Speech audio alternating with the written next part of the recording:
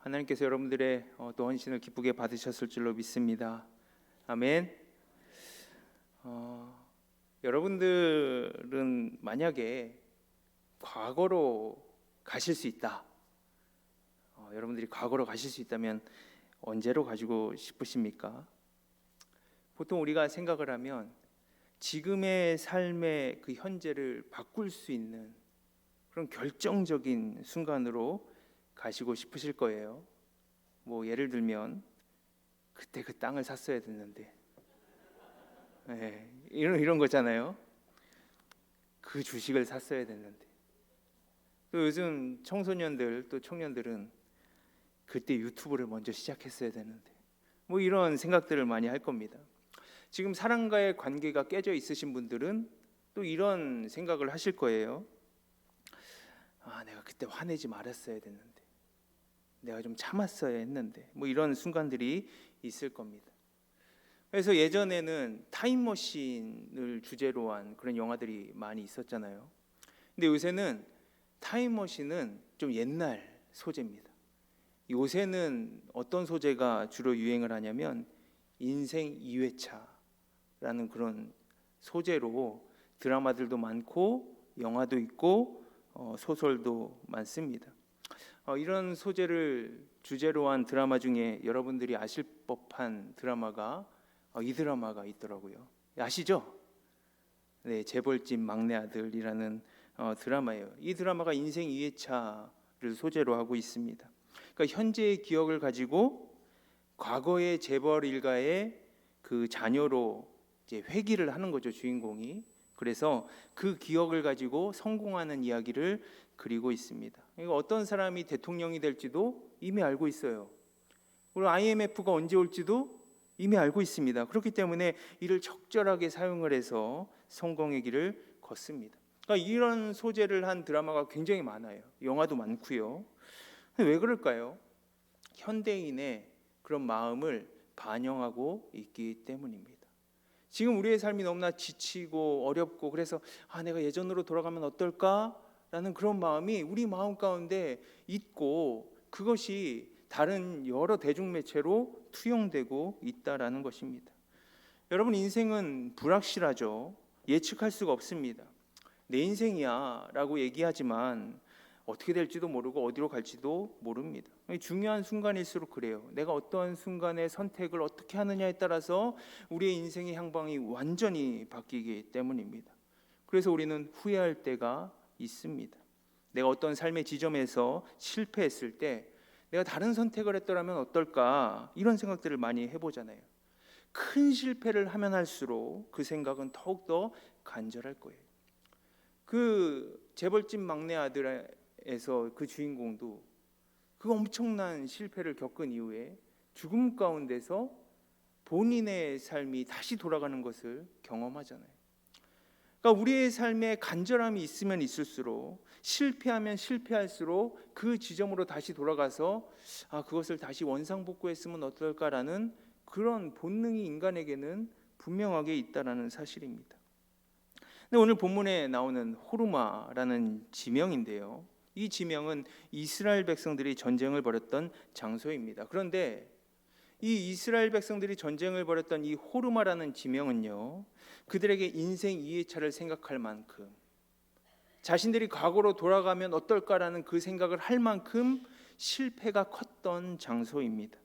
그들에겐 이미 엄청난 패배의 기억, 아픔이 있는 장소가 바로 호르마예요. 민수기 14장 45절 말씀을 우리와 함께 다 같이 읽어보도록 하겠습니다. 시작. 아말렉인과 산간지대에 거주하는 가나안인이 내려와 그들을 무찌르고 호르마까지 이르렀더라. 아멘. 모세가 광야에서 가나안 땅을 향해 12명의 정탐꾼을 보냈습니다. 그러니까 정탐에서 돌아온 그 10명의 사람들이 부정적인 보고를 하는 거예요. 그 부정적인 보고를 들은 이스라엘 온 백성들이 하나님을 원망합니다. 진노하신 하나님께서 그 벌로 이스라엘 백성에게 40년의 광야 생활을 선언하시죠. 그리고 너희의 세대에서는 약속의 땅을 보지 못할 것이다 라고 그렇게 말씀하십니다.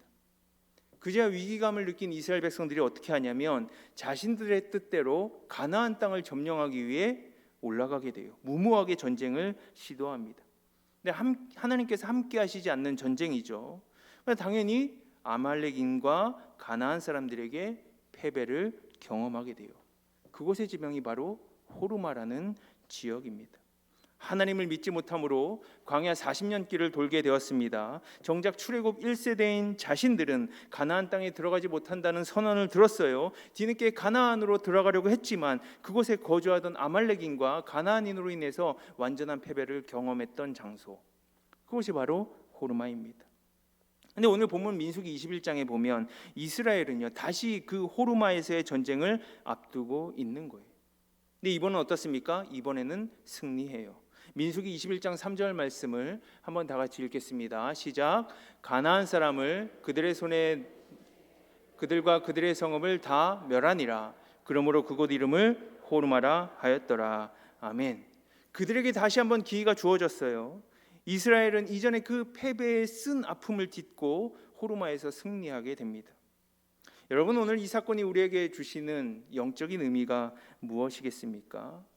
그것은 바로 오늘 우리의 삶 가운데서도 이 호르마 같은 영적인 전쟁을 우리가 하고 있는 중이라는 사실을 하나님께서는 말씀하고 계십니다.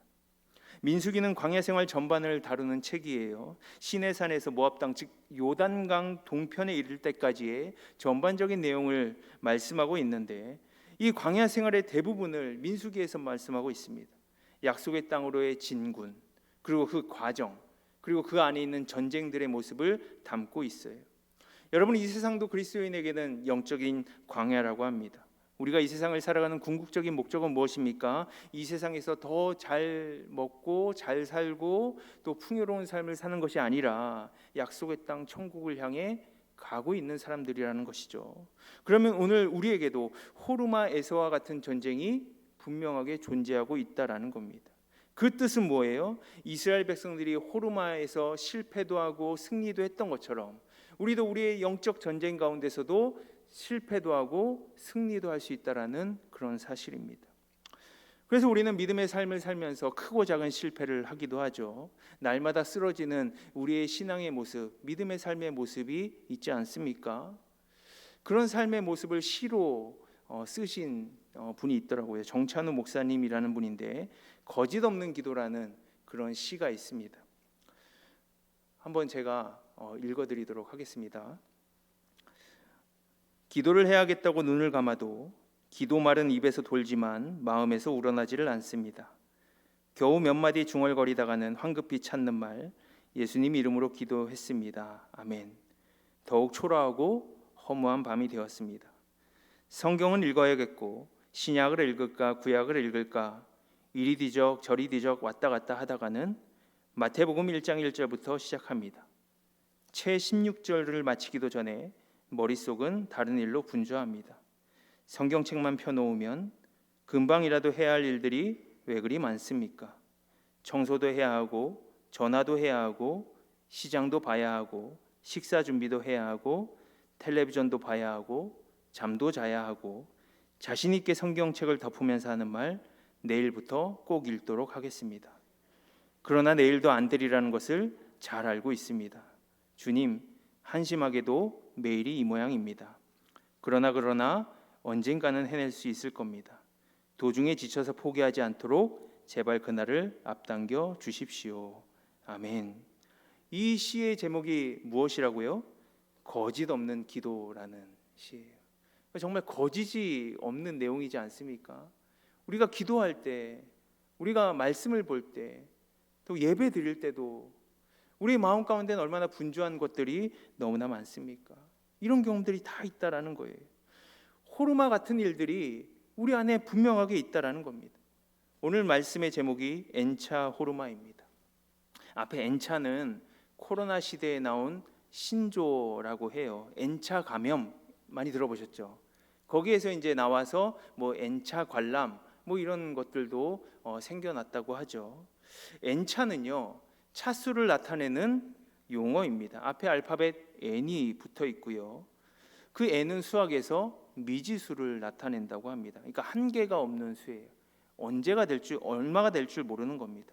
여러분, 왜 N차 감염이라고 했을까요? 간염 앞에 N차를 붙인 이유는 몇 차까지 감염 상태가 벌어질지 모르기 때문입니다. 3차에서 끝날지 10차에서 끝날지 100차에서 끝날지 모르기 때문에 N차 감염이라고 얘기하는 겁니다. 여러분, 오늘 우리에게도 N차 호르마라고 붙인 이유는 무엇입니까? 우리 앞에 다가올 그 호르마의 전쟁도 우리 인생 가운데 몇 차까지 있을 줄 몰라요. 그런데 그것이 몇 차이든지 간에 이 전쟁에서 우리는 패배하지 않고 승리해야 하는데, 우리가 어떻게 오늘 본문의 호르마에서의 승리처럼 우리가 승리의 경험을 할 수 있겠습니까? 오늘 말씀을 참고함으로 하나님께서 우리에게 말씀하시고자 하는 분명한 말씀을 오늘 저와 여러분들이 깨닫는 귀한 시간 되시기를 주님의 이름으로 축복합니다. 근데 오늘 본문 말씀을 보면 그 상황 또한 그들이 실패했던 민수기 14장과 비슷하다라는 것을 알 수 있습니다. 민수기 21장 1절 말씀을 우리 한번 다 같이 읽어보도록 하겠습니다. 시작. 네겝에 거주하는 가나안 사람 곧 아랏의 왕이 이스라엘이 아다림 길로 온다함을 듣고 이스라엘을 쳐서 그중 몇 사람을 사로잡은지라. 아멘. 아랏 왕이 이스라엘의 앞을 가로막은 곳이 어디냐면 아다림이라는 길목입니다.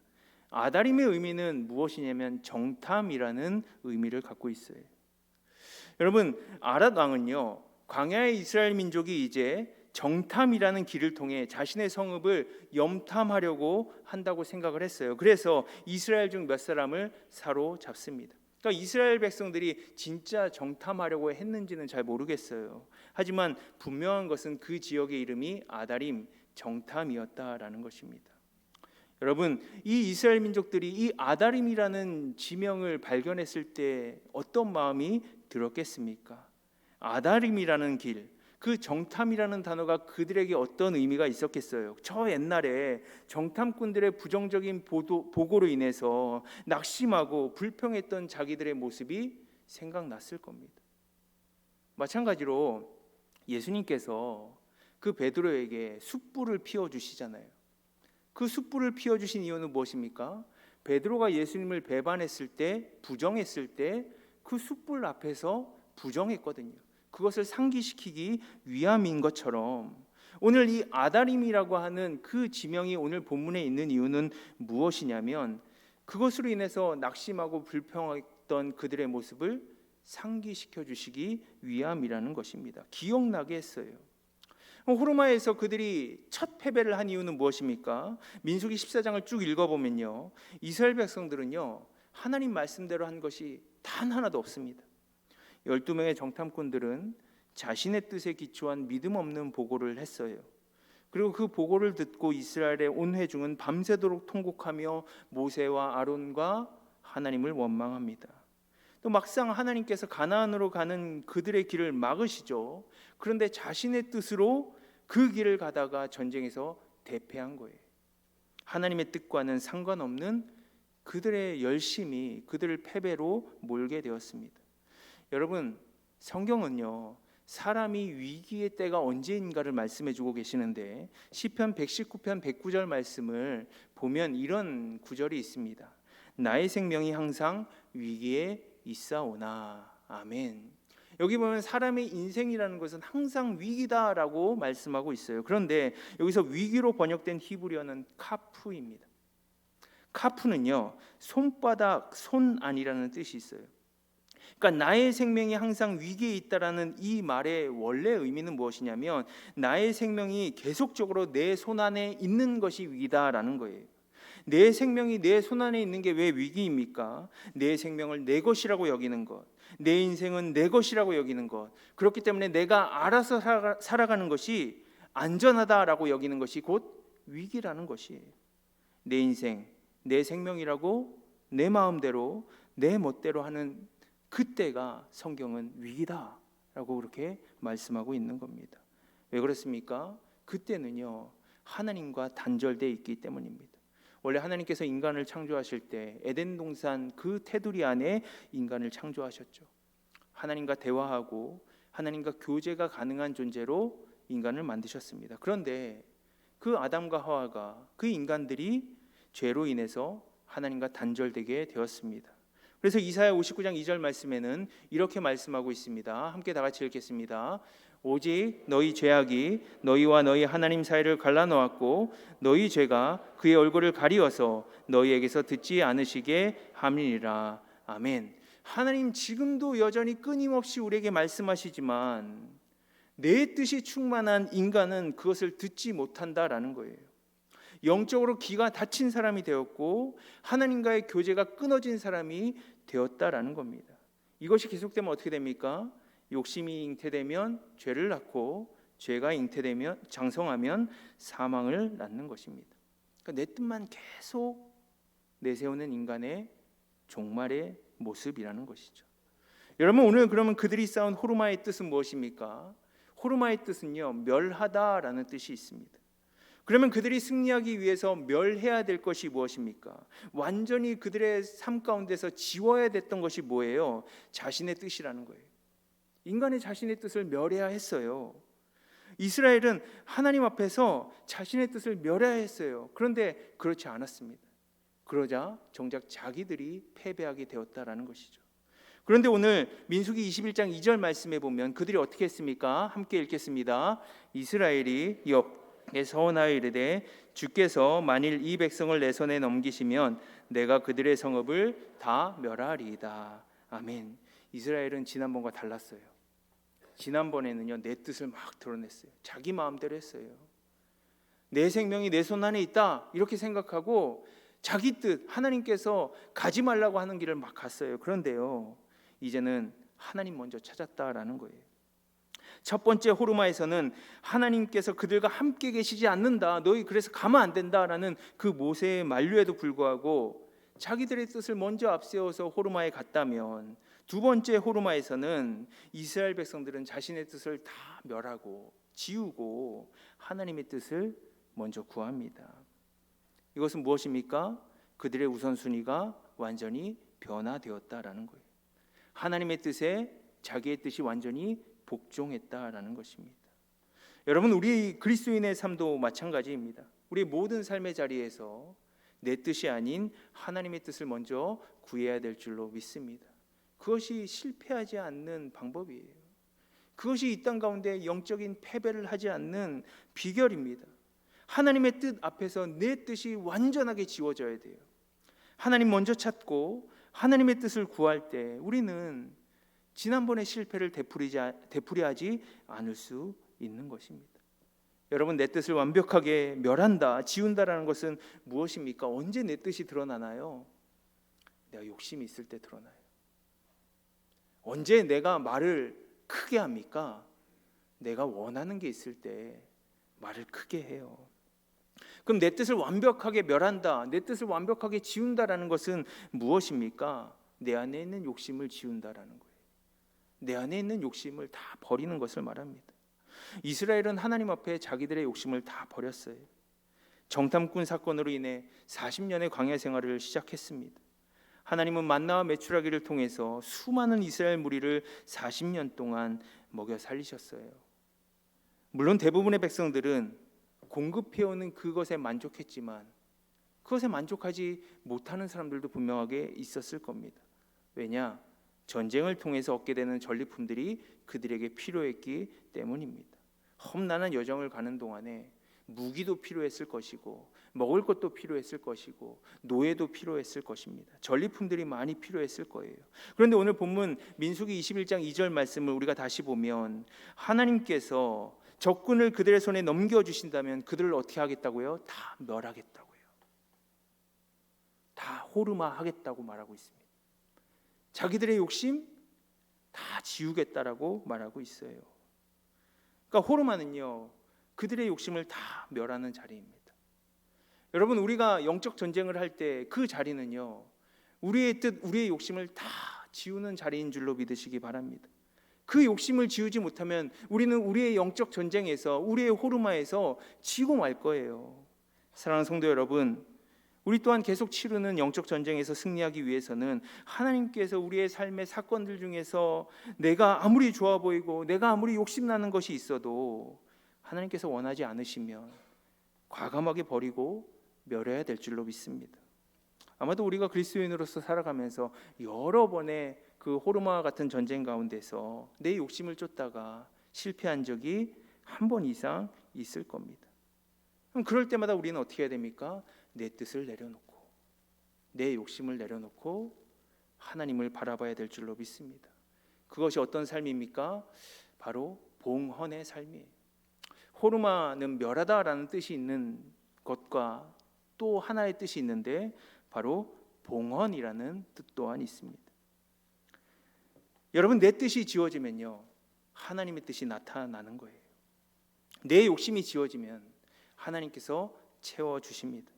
오늘 3절 말씀을 다시 한번 읽도록 하겠습니다. 시작. 여호와께서 이스라엘의 목소리를 들으시고 가나안 사람을 그들의 손에 넘기심에 그들과 그들의 성읍을 다 멸하니라. 아멘. 하나님께서는요 그들의 목소리를 들으셨다라고 그렇게 말씀하고 있어요. 그리고 응답하셨습니다. 이스라엘이 약속의 땅으로 향하면서 자신의 뜻을 다 내려놓고 주님께 모든 것을 다 맡겼을 때 하나님께서 그들을 가로막는 장애물들을 다 멸하시고 그 승리를 통해 하나님께서 온전하게 받으신다라는 그런 말씀이에요.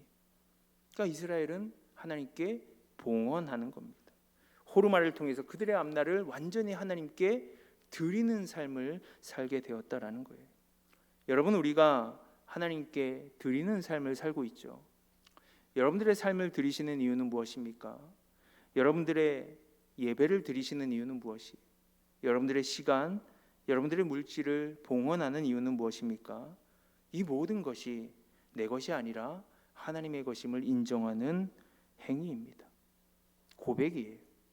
그러므로 우리가 하나님께 드린다라는 것은 무엇이에요? 난 아무것도 아닙니다. 나를 비우는 과정이에요. 그럴 때 그 빈 마음에, 그 빈 인생에, 그 빈 마음의 창고에, 그 빈 지갑에 주님께서 채워주시는 것이 있음을 우리가 바라고 또 기도한다라는 것이에요. 여러분, 첫 번째 호르마에서의 실패 후에 두 번째 호르마에서 승리한 이스라엘은요 비로소 자기들 스스로 그곳 이름을 호르마라고 명명을 합니다. 첫 번째 호르마가 민수기 14장에 등장함에도 불구하고 언급되어 있음에도 불구하고 그들 스스로 그것을 호르마라고 얘기하지 않았어요. 호르마라고 부르고 싶지 않았겠죠. 실패의 장소였고 패배의 장소였기 때문입니다. 자기 뜻만이 온전히 드러나서 하나님께 버림받은 장소를 어떻게 자기들이 명명할 수가 있겠습니까? 그런데 오늘 본문 민수기 21장에서는 정식으로 그곳의 이름을 명명합니다. 지정을 해요. 승리를 완전히 하나님께 봉헌하겠다라는 뜻이 담겨 있고 그리고 그 이후에 모든 광야에서의 삶을 하나님께 다 맡깁니다라는 고백이 그 호르마 속에 담겨 있는 것입니다. 그렇기 때문에 더 이상 호르마는 그들에게 실패의 장소가 아닙니다. 이제 하나님의 증거의 장소가 되었고 승리의 장소가 되었다라는 것입니다. 하나님께서 그들에게 말씀과 약속으로 주신 기업의 첫 출발이 되었습니다. 그래서 그들은 재산을 얻게 되었고 상속을 하게 되었고 유산을 받게 되었습니다. 내 마음을 비울 때, 내 모든 것을 다 멸할 때 주님께서 나의 재산이 되어주시고 상속이 되어주시고 유산이 되어주신다라는 말씀이에요. 내 힘이 되어주시고 내 삶이 되어주시고 내 기쁨과 즐거움이 되어주신다라는 말씀입니다. 여러분, 여러분들 앞에 호르마와 같은 영적인 전쟁이 있을 때, 어려움이 있을 때, 고난이 있을 때 마음을 비우시기를 주님의 이름으로 부탁드립니다. 욕심을 비우시기를 바랍니다. 내가 꽉 쥐고 있는 그 고집을 버리십시오. 버리지 않으면, 멸하지 않으면 채워지지 않습니다. 주님께 마음을 기울이면서 눈물과 아픔으로 모든 쓸모없는 것들 내려놓을 때 하나님의 것으로 채워주심을 믿으시기 바라요. 그것이 바로 우리의 삶의 중심이 내 중심에서 하나님으로 중심으로 옮긴다는 것 아니겠습니까? 전에는 내 인생의 주인이 나였다면 이제는, 그래서 모든 것이 내 기분, 내 감정, 내 지식, 내 의지로 결정되었다면, 어디를 가든지 어디를 안 가든지 내 뜻에 있었다면, 누굴 돕든지 누굴 안 돕든지 내 취향이었다면, 내가 하고 싶으면 하고 내가 하기 싫으면 안 했다라는 것일지라도 내 뜻을 이제 다 내려놓고 주님께 맡긴다라는 것은 무엇입니까? 내 취향대로 가는 것, 안 가는 것이 아닙니다. 하나님이 가라고 하시면 가는 것이고 하나님께서 가지 말라고 하시면 안 가면 되는 거예요. 내 감정대로 돕는 것과 안 돕는 것이 결정되는 것이 아닙니다.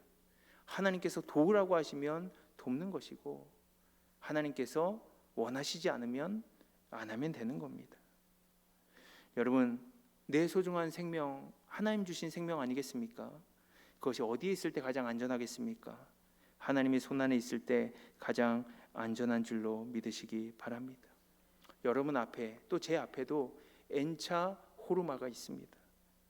그것이 첫 번째이든 두 번째이든 100번째이든 500번째이든 10,000번째이든 상관이 없어요. 내가 이전 호르마에서 승리했다면 그것이 계속 승리케 하는 하나님의 은혜를 구하며 살아가야 될 줄로 믿습니다. 모든 시간을 하나님께 온전히 맡겨드려야 됩니다. 내 뜻과 내 욕심을 완전히 멸하고 변화된 하나님의 사람으로서 하나님께 온전히 우리의 모든 것을 봉헌하며 살아가는 우리의 모습이 되어야 될 줄로 믿습니다. 우리가 꼭 기억해야 될 것은 무엇입니까? 하나님께서 능력이자 무기이자 또 힘이 된다라는 사실입니다. 여러분, 우리의 삶의 많은 자리에서 실패가 있었고 또 아픔이 있었습니다. 하나님의 영광을 가리는 실수를 한 적도 있습니다.